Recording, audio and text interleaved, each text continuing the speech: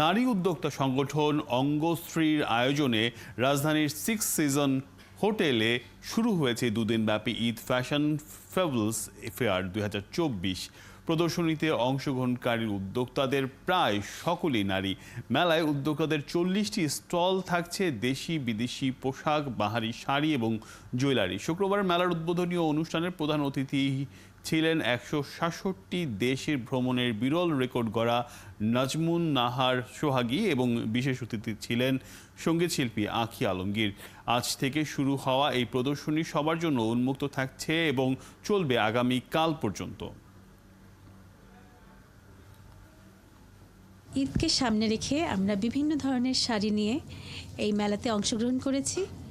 Different sari পাবেন এখানে, এবং আমরা গরমের কথাটাও মাথায় রেখেছি যাতে শাড়িগুলো খুব আরামদায়ক হয়, আমরা সেই চেষ্টাটা করেছি।